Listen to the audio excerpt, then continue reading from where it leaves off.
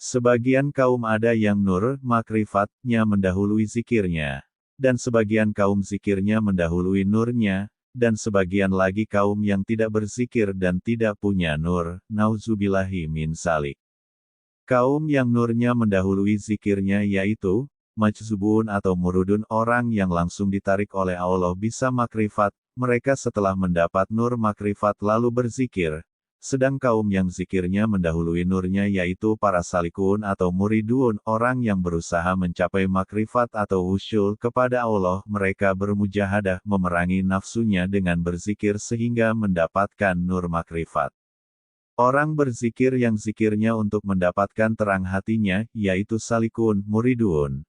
Dan ada orang yang berzikir sedang hatinya telah terang, mendapat nur, yaitu majzubun, murudun, mereka semua disebut berzikir.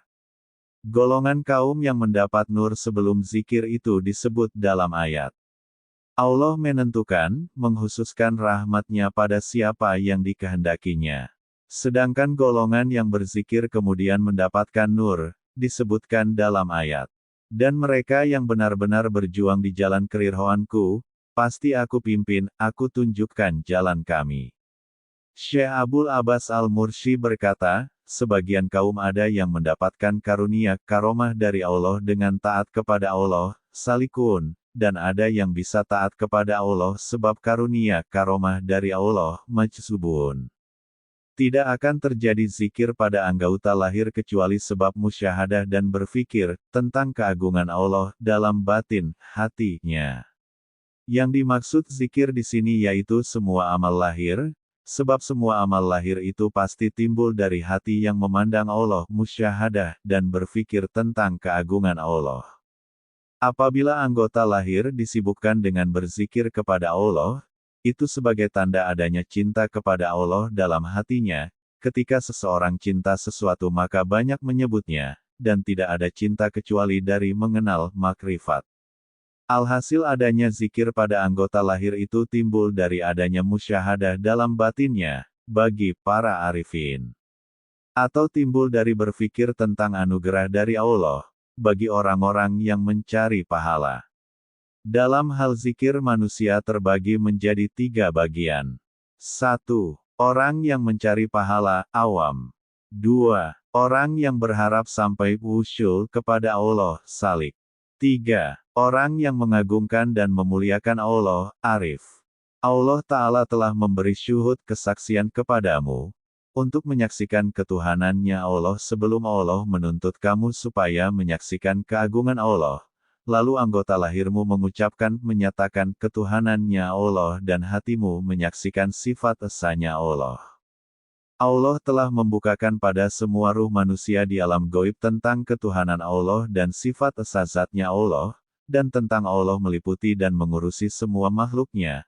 Lalu setelah Allah melahirkan arwah tadi ke alam dunia yakni Allah mengumpulkan ruh dengan jasad lahir, lalu Allah menuntut ruh tadi untuk menyaksikan ketuhanannya Allah, maka ruh tadi menyaksikan dengan lisan lahirnya.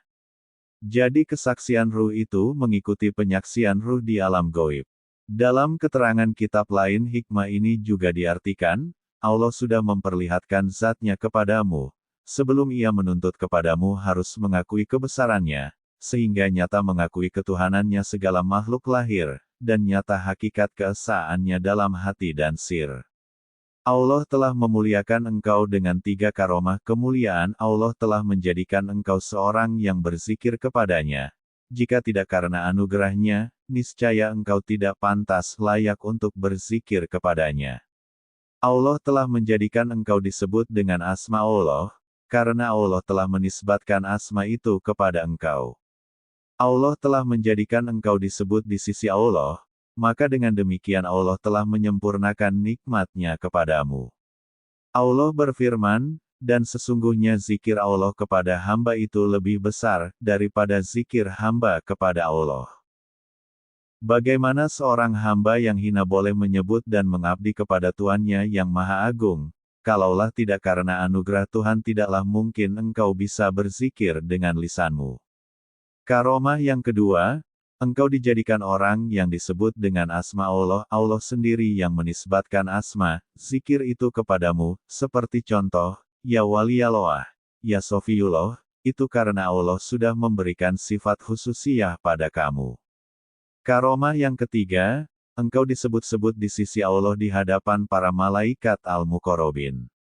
Itulah sempurna-sempurnanya nikmat. Dalam sebuah hadits qudsi, dari Abi Hurairah berkata, Rasulullah SAW bersabda, Allah berfirman, aku selalu mengikuti prasangka hambaku, dan aku selalu mendampinginya selama ia berzikir padaku, jika ia berzikir padaku dalam hatinya, aku ingat padanya dalam zatku, dan bila ia zikir padaku di muka umum, aku ingati dia di dalam umum yang lebih baik dari golongannya, dan bila ia mendekat padaku sejengkal maka aku mendekat padanya sehasta, bila ia mendekat padaku sesehasta maka aku mendekat padanya sedepa, dan bila ia datang kepadaku berjalan, aku datang kepadanya berlari.